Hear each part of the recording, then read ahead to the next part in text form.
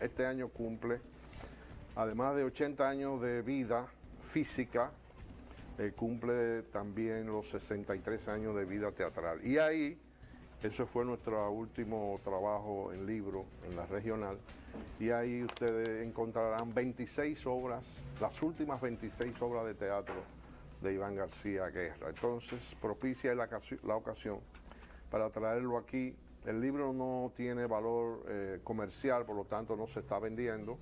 Hemos hecho 3 puestas en circulación, una en la capital, una en Santiago y la otra en Puerto Plata. Y decirle a los interesados que pueden comunicarse con nosotros o con el propio Iván para que puedan adquirir uno de estos ejemplares. Y con el tema que es muy importante. Ahí está la memoria de abril, que son 6 obras, monólogos de Iván, sobre su vivencia. Tú sabes que participó en la Guerra de Abril. En algún momento me cuenta él que le tocó empuñar un fusil y no sabía cómo, porque él estaba más bien en la oficina logística de publicidad y propaganda y cultura de Camaño. Y entonces, pero a veces el asunto se apretaba. Bueno, cuando y uno le es ponían, parte de un equipo y le dicen, cuando te toca, te toca. Debió ser un problema eso. Sí. Y tú, para el 19, tu utopía o tu propósito social. Bueno, se parecen mucho a los suyos. Yo creo que es fundamental el tema que podamos impactar. Seremos golondrinas en estos temas tan difíciles que tiene que ver con la transparencia pero lo que hemos visto con la escogencia de los jueces y lo que hemos visto con esto de Punta Catalina será algo difícil, Lincoln, pero hay que seguir. La de domingo fue buena, la elección de domingo. Sí. No, de hecho fue 2 y 2. Santiago, Domingo. De la Pucamaima, viene de la Pucamaima. Por supuesto, por supuesto. Maestro sumamente conocido. Yo me reí ayer porque hay uno de los jueces que es español. Ah, sí. Sí, hay uno de los jueces que es español y yo me reía, yo decía, ay Dios mío, si este señor hubiese sido dominico haitiano, se acaba el mundo, pero como es dominico español, tiene doble nacionalidad, todo eso ha pasado por la mesa. Porque como es blanco y eso, si hubiese sido un moreno que entra y se acaba. No, y la Constitución te lo permite, tanto de Estados Unidos como España. Lo permite. La permite la doble nacionalidad. Sí. Oh, claro. No, él es español, nacionalizado dominicano y es un excelente profesional. Lo que estoy diciendo, lo que sucede, hubo una jueza de ascendencia haitiana en el sur que fue ascendida y casi se acaba el mundo. Lincoln, vamos a brindarle una taza de café Santo Domingo. Claro. Sabor que empieza en el aroma. El mejor café que se produce en República Dominicana. Cuando salgo tan temprano para un programa como esto, entonces, obvio, en mi casa, el café. Por lo tanto, Lincoln, quisiéramos empezar. Usted habló de transparencia, de fin de la impunidad. Y nosotros estuvimos, si usted así lo desea o si tal vez fue un capítulo que ya usted cerró, lo sucedido con usted en el Ministerio de Cultura, por este tejemaneje que hay en el Estado, si lo quisiéramos tratar. Hay una parte que te la voy a decir y hay otra parte que tengo que terminar el documento que estoy preparando. Tú sabes que hay una presión que la dio a conocer, aunque no era de don Juan, que decía que en política hay cosas que se ven y hay cosas que no se ven. Lo que se vio fue, y fue real, fue la emisión de unos cheques que tienen 2 firmas, una en Santiago y una en Santo Domingo. Esas cuestiones tienen un trámite, ¿verdad? Una rutina. Yo generalmente lo que hacía y hago, cuando estoy en esas cosas, es que toda la semana, a principio de semana, se establece en una reunión cuáles van a ser los criterios que van a primar para implementar o autorizar ciertos pagos. Eso se hizo ese lunes y se autorizaron, yo firmé y llevaba los jueves todos esos expedientes para que allá los revisaran e hicieran la contraparte. Ellos los revisaron, firmaron también y se entregaron. Se entregaron los cheques a los proveedores y uno de Santo Domingo en particular me llamó y me dijo, mira, yo no te conozco, tengo muy buena referencia de ti, pero pasó esto. Rebotó el cheque. Y ahí comenzaron entonces a llamar los otros, no porque él se lo dijera, sino por esa situación que se le presentó. La mayoría eran de Santiago. Bueno, yo preparo mi informe y lo llevo a Santo Domingo. Y entonces, entre las cosas que pongo en el oficio es que solicito una intervención de esa oficina.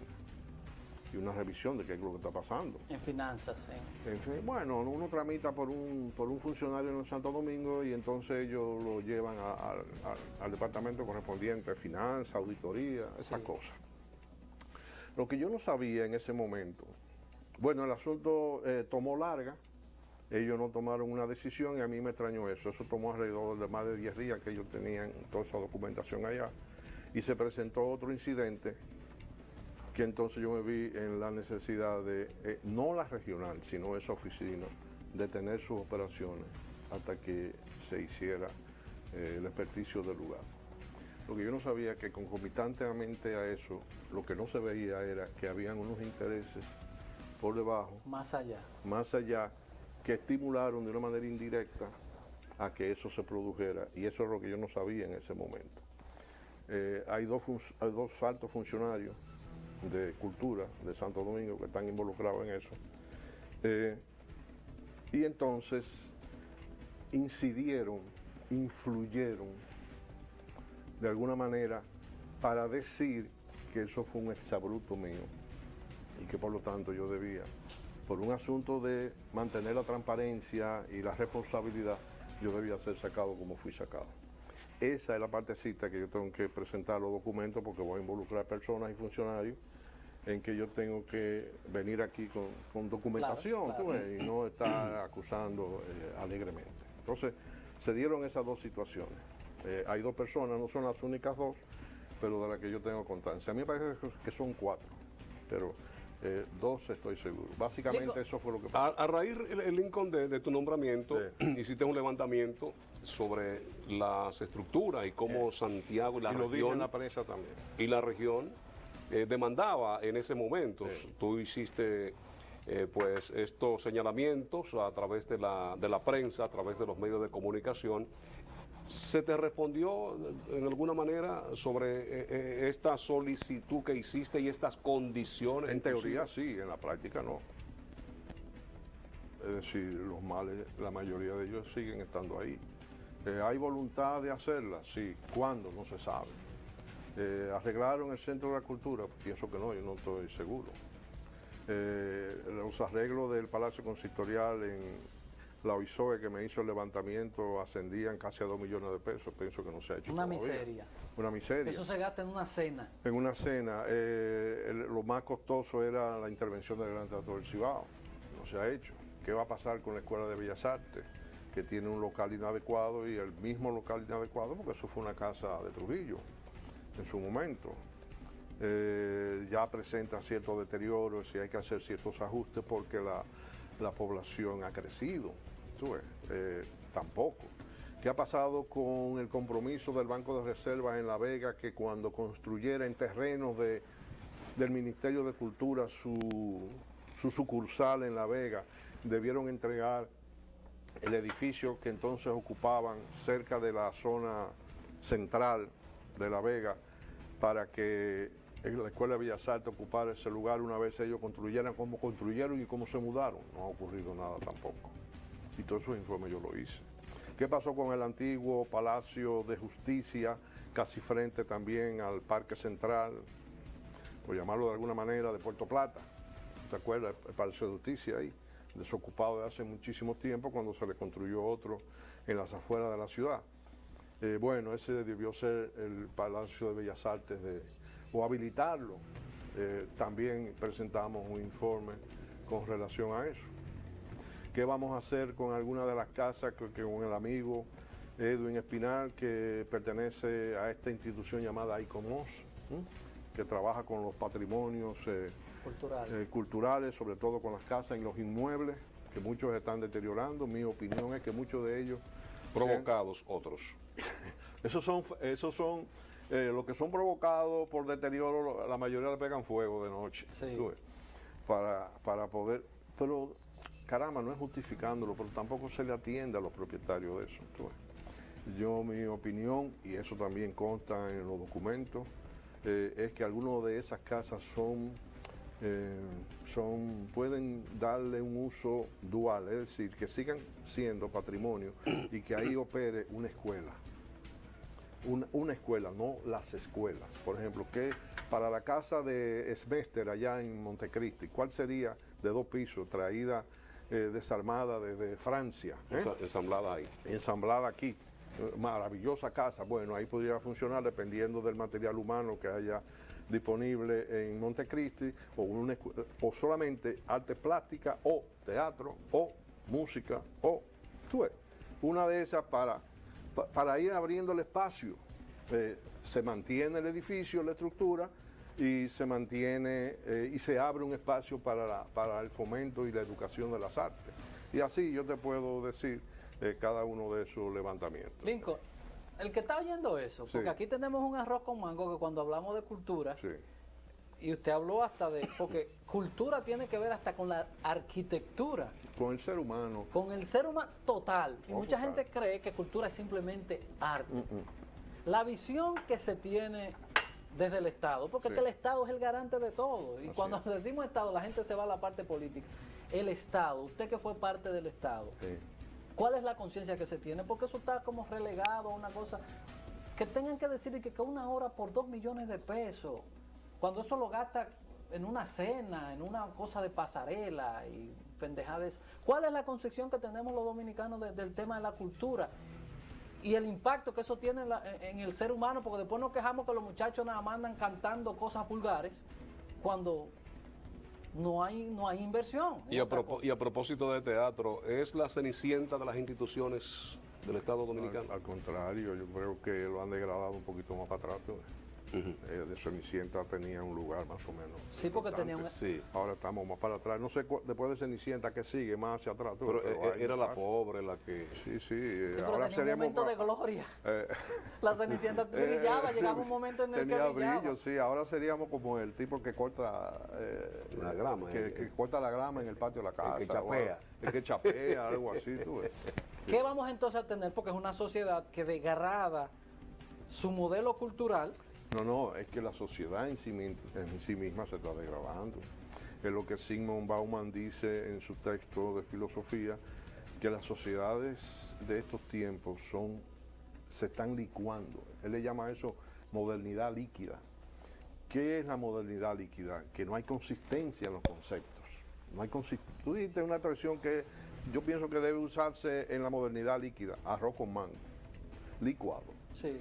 Licuado. ¿Qué es un arroz con mango licuado? Eso es una sustancia. Una sustancia.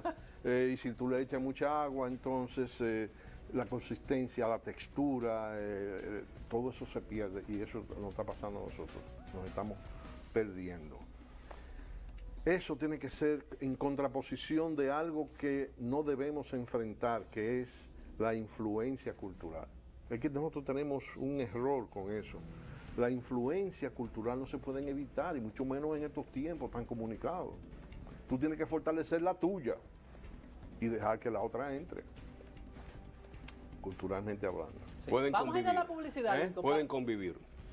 Por supuesto, por supuesto. Yo insisto mucho siempre en el programa en el tema identidad, porque tú dejas que entre, pero tu identidad no se puede perder. Sí. Vamos a ir a la publicidad para que entonces cuando retornemos continuemos el conversatorio con Lincoln López, que es un conocedor y también un trabajador de lo que es el arte y la cultura en la República Dominicana. Ya volvemos.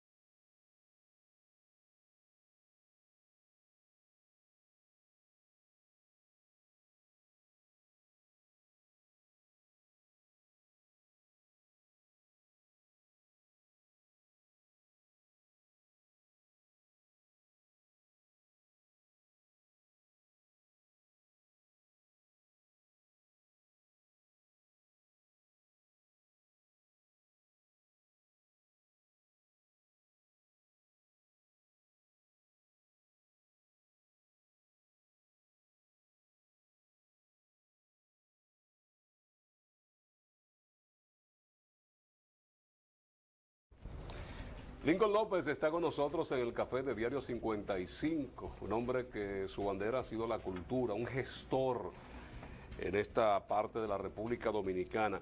Lincoln, la preocupación de muchos merengueros, Sí. y así lo han manifestado cuando en alguna oportunidad han recibido un premio o han tenido la oportunidad de expresarse en un escenario importante sobre escuelas de música que han desaparecido en el país. Sí. Pero yo me voy un poquito más allá. Te conocí en Bellas Artes en los finales de los 70, 79, 80, por ahí. Éramos muy pequeños. Sí, Dejen eso así, que le van a muchachones. calcular Tú eras de los profesores, del sí, cuadro de teatro que había ahí. Claro. Utesa, Que desapareció. Pucamaima. Yo recuerdo que ha sido una de las mejores épocas del teatro en República Dominicana, el festival de teatro que ustedes realizaban en la Pucamaima, donde venía la mejor representación del teatro dominicano. Y los simposios que hacíamos que desaparecieron también, para analizar de diferentes perspectivas la realidad cultural dominicana. Mucha Hicieron gente, 4 simposios y 12 festivales de teatro. muchos que quizás no conocen esa faceta, ahí estaba Daniel Rivera, Fran Sí, Espino, que sí. son médicos Sí. con mucho prestigio aquí en Daniel es el Santiago, presidente de Unión Médica. de Unión Médica. Fran trabaja allá también. Juan Grullón, Luis Manuel Peralta, que es educador, fallecido, Elizabeth Checo. Elizabeth, Elsa. José Parrón, poeta, que tú lo conoces, vicepresidente de la Golfan Oeste en La Romana, es de ese grupo también. Y entonces con una carrera como la medicina, y ellos prefirieron estar para complementar su formación en teatro. Si nos vamos a eso, no solamente la música, el teatro, Sí. recuerdo las escuelas de pintura con el maestro Domínguez, Jacinto Domínguez. Cuquito Peña, la escuela de Santiago de pintura. Sí. Esta señora, la profesora que había de piano, apellido Rodríguez, Genarina. Genarina Rodríguez. O sea, Santiago tiene ahí en Bellavista la primera mujer santiaguera y posiblemente del país que compitió en Estados Unidos contra 300 pianistas de ambos sexos, 300, para obtener una beca en el Juilliard, en el Instituto Juilliard de Nueva York. Y la ganó Ailín Pichardo. Y está ahí en Bellavista. y entonces una de las manifestaciones que van... ¿Tú sabes dónde está la casa de ella? No yo, porque trabajamos juntos. Sí. tú ves. 300 y pasó 10 años en Estados Unidos. Y que ese valor se haya dejado de lado, eso es verdaderamente penoso. Pero algo que va con nosotros los dominicanos, con nuestra identidad, como hablábamos. O sea, los trinitarios, a través de qué se expresaban ellos con la población, a través de qué se comunicaban. Eso fue una estrategia teatro. política de Duarte interesante. El teatro. Claro. ¿Y eso era lo que dónde estaba está? más, eso es lo ¿Dónde que estaba. está? Y eso va a haber que cuestionarlo muy bien, porque ahora viene, yo pienso que eso no tendrá retroceso, el horario extendido. ¿Verdad? Ajá. Ahora estamos hablando en las escuelas, ahora estamos hablando en el Ministerio de Educación, no en la educación superior. Con el horario extendido, en la medida que eso se fortalezca, que vaya tomando forma, eso va conspirando contra las escuelas de Bellas Artes que tienen una existencia como contraparte cuando tú salías a las 2:30 de las escuelas. Si tú vas a salir a las 4, por decir una hora, Sí, ya no hay espacio para... ya no hay espacio para la Escuela de Bellas Artes. La pregunta es, ¿qué vamos a hacer con las escuelas de Bellas Artes? Fue un error entonces, Lincoln, No. separar el ministerio de, como se llamaba antes, Educación, Bellas Artes y Cultos. Sí. Entonces ahora tenemos cosas... Pero, y ahí viene la pregunta, ¿y no pueden coexistir? Ministerialmente. Sí. Sí, por supuesto. Mira, España, que es el modelo, bueno, uno de los modelos, España tiene un solo ministerio de educación, Sí, que además es de deporte y de recreación y cultura. y de la juventud. Exacto. Y nosotros tenemos 4 ministerios separados. Y España es más grande que nosotros. Y ellos son más eficientes que nosotros. Entonces se puede coexistir, como tú dices. Eso hay que planteárselo. Quizá para ciudades pequeñas ese impacto, y además porque casi no hay escuela en ciudades pequeñas de Bellas Artes me refiero, ese impacto no se va a sentir en lo inmediato, pero en ciudades grandes como Santiago sí. Eso va a haber que tomar unas políticas, estén separados los ministerios o estén unificados. Pero yo pienso que Lincoln, la educación debiera ser uno solo. Sí. El de educación superior Sí, y educación debiera ser uno solo. Eso es un disparate. Claro. Y si nosotros decimos, porque yo creo que por eso nosotros, con todo el respeto del que cree que hemos avanzado en educación. Bolsonaro va a reducir la cantidad de ministerios ahora en Brasil, que también es la quinta, la sexta o la séptima economía del mundo. Claro. Que nosotros digamos, bueno, ya yo me estoy gastando el 60-70% en sueldo para darle, enseñar a los muchachos educación, pero yo tengo otra nómina que es la de Bellas Artes, porque esos profesores yo no le hago un horario y desde su sueldo y en vez de tenerlo en Bellas Artes, le hago esquemas que vayan a las escuelas a dar a eso. Sí. Porque ahorita integrarlo para conservar esas escuelas y evitar que desaparezcan, es decir, el personal que yo lo tengo, en vez de los muchachos ir a las instalaciones de Bellas Artes, que esos maestros vayan a las escuelas. Y así no cargamos la nómina, porque todo eso está paralizado y eso no ha funcionado. Los muchachos cogen clase hasta las 12 y se quedan haciendo tareas y haciendo cosas hasta las 4 de la tarde, porque los talleristas no han aparecido. O pueden ir los profesores allá o a la inversa. También. Que las escuelas se le asignen días para que reciban a Bellas Artes. Eso podría ser, pero obviamente que eso hay que plantearlo. Porque el tema es, la nómina no resiste más. Y Lincoln, lo segundo es... Y no se ha podido completar ese ciclo de los talleristas porque ya la nómina no resiste. Pero hay otra cosa que están demandando los tiempos y es que debe intervenir ya la educación superior, el Ministerio de Educación Superior.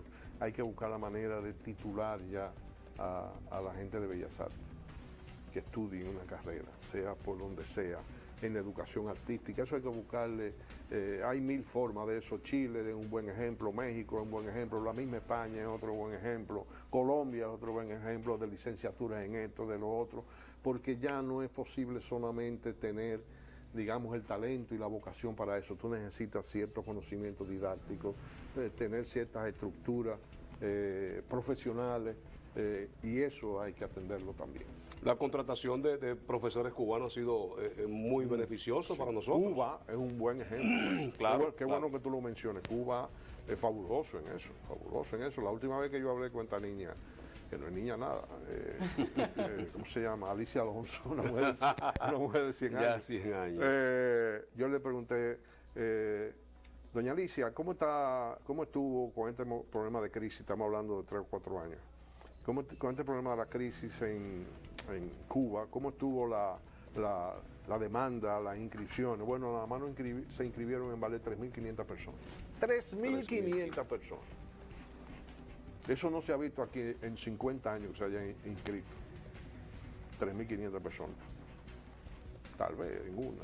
Por lo mismo, Lincoln, porque ¿quién puede vivir de eso? Y con eso también es sumamente importante. Eso hay que integrarlo también a los medios de producción. Claro. Pues claro que sí. Pues si no hay eventos, aquí los eventos que se llenan son los de los colmadones y la cosa. Entonces yo voy a estudiar ballet para morirme de hambre. Ya orquestas de Europa muy importantes en Austria y en Alemania tienen músicos cubanos. Muy importante eso. Ya tú encuentras en algunos centros importantes de Estados Unidos de ballet, primera figura cubana. ¿Dónde fueron formados? En Cuba. Claro está, por la gran influencia rusa, y eran otros tiempos también, Lincoln. Yo digo actualmente. Sí. Actualmente. Algo ha quedado. Lo mismo va a pasar aquí, las escuelas municipales se han ido cerrando. Va a llegar un momento que no va a aparecer un tamborero, que no va a aparecer un guirero para ser parte de una orquesta. Entonces a cualquier cosa que le llamen música va a haber que aceptarlo. Porque si no hay nada y la expresión del arte es una expresión del ser humano, entonces lo que haga, eso es lo que hay. Eso es lo que hay. Tú no puedes pedirle peras al olmo. Si no hay formación, si no hay guirero, si no hay saxofonista, sí, porque todo eso desapareció. Aparece un tipo que tira 4 cántaras para arriba y eso que llamarle sinfónica. No, y está demostrado Y científicamente. eso es malo, no, eso no es malo. Demostrado, eso es producto de la sociedad subdesarrollada que tenemos. Esto ya demostrado, decía yo, científicamente, Lincoln, que cuando tú desarrollas tu capacidad en áreas culturales, esto implica y también beneficia el estudio de otras cosas. Por supuesto. Mira, eso que tú acabas de decir, eso, yo no sé, búscate un programa para eso. ¿Y dónde es que se estudian los valores? ¿En qué materia que se estudian los valores? Los valores, y yo estoy hablando no de valores económicos, estoy hablando de personal. ¿Dónde es que se estudian? ¿En matemáticas? No. ¿En biología? ¿Dónde es que se estudian los valores? Para eso hay que abrir un espacio. Disciplina. Sí, pero la disciplina hacia los valores, que hay que enseñarlos. Entonces, si tú no lo enseñas, la reacción es animal. Y entonces no nos quejemos de eso. Como vimos en la noticia, algo que aterra, pero parece que nada más aterra a unos cuantos. El muchacho de 15 o 20 años que tuvo relaciones sexuales con su abuela de 80. Pero venga acá, ¿a dónde que vamos a llegar? Ah, bueno, pero si ese es el camino, pues... No, es que esa es la sociedad que estamos construyendo. Vamos a la publicidad para que hablemos entonces de los clubes, lo que eran los clubes y lo que son hoy, que son simples casas para hacer fiestas. Vamos a la publicidad.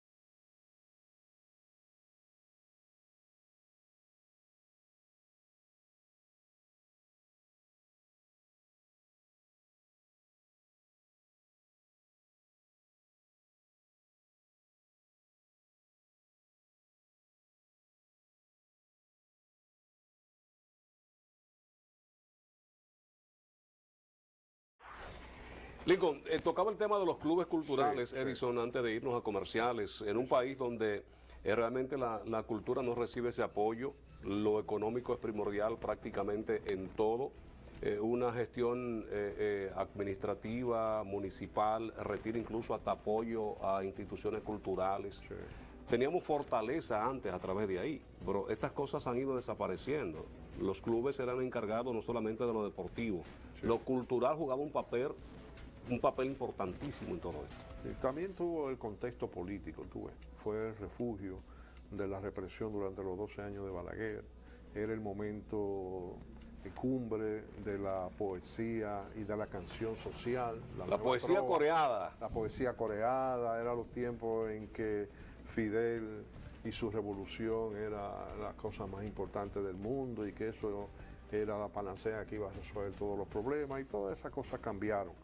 Hoy día podría hacerse eso a través de los mismos clubes culturales de los que existan, eso podría hacerse mucho a través de la Junta de Vecinos, eso podría hacerse también a través de las iglesias que tienen un sistema organizacional muy interesante, iglesias, en sentido general. Sí. Yo hice un acuerdo con la Embajada de Francia hace un tiempo que lo implementé en el Gran Teatro del Cibao y eso nunca se le ha dado más seguimiento. Es para traer en verano los cantantes y un director del Coro Nacional de Francia, que ellos vienen a vacacionar y aprovechan su tiempo para ofrecer talleres. Y entonces, porque el coro hay que fortalecerlo en este país. A propósito, el sábado es el concierto del Orfeón de Santiago. Sí. Mis respetos al padre Hilario y que se restablezca de su caída. Estaremos allá el sábado 15. Bueno, y entonces, ¿qué yo tomé? Me prestaron, por decirlo de alguna manera, me facilitaron 2 hembras coristas y 2 varones, es decir, las 4 cuerdas, soprano, tenor, bueno, esas cosas, y el director. Para yo guardarle el público aquí, ¿de quién me auxilié? De las iglesias. Y para mi asombro me encontré en ese momento que Santiago, en la iglesia católica, tenía organizado en ese momento, era otro obispo, arzobispo, 90 coros. 90, pero en la iglesia. ¿Para qué? Para dar servicio a la misa. Bueno, sí. Pero no importa, 90 entre pequeños de 8 o 10 miembros hasta 30 o 40 miembros, yo pienso que era importante que ellos asistieran y adquirieran los conocimientos y por eso nosotros pudimos hacer con éxito de 100 y pico de personas eso. Entonces tú puedes aprovechar ese recurso de las iglesias. El domingo... Lo importante es por dónde que tú lo vas a canalizar. Sí. No es si existan o no existan, es llegar. Y todos estos acuerdos que hace Cancillería, ahí también debiera filtrarse acuerdos con entidades culturales. Claro. Mira, de hecho, que hay en todas las embajadas, hay un consejero cultural o de relaciones culturales en todas las embajadas. ¿El dominicano? Sí. Ah, qué interesante. Yo me quedé el domingo sorprendido. Un candidato presidencial. Tenemos que ir hablando en chino ya, ¿oíste? Sí. No, yo no creo en eso, es un bluff para mí. Para mí eso es un bluff, una estafa, que lo que andaban buscando eran unos préstamos y unas cosas ahí. Y me quedé sorprendido de una actividad que se hiciera en Pueblo Nuevo, que hizo un candidato presidencial. La cantidad de jóvenes que participaron en muchísimas actuaciones, presentando muchísimas cosas, y decíamos el lunes, después de que lo que hace falta es oportunidad y poner la atención. Porque cada vez que se abren eventos, tanto de ese tipo como lo hacen en la televisión, aparecen los muchachos y presentan sus talentos. Las iglesias protestantes lo están haciendo mucho esto de pantomima y de ballet y de cosas. Ellos hacen presentaciones mezclando diferentes géneros, sí, eso es muy interesante. Sí. Yo le hice un trabajo que lo presentamos en el Gran Teatro del Cibao a una de esas iglesias ahí. Ellos tienen mucha disciplina, tienen mucho criterio ético, por supuesto, ¿verdad? Obviamente la parte religiosa y calidad artística, que eso es muy importante.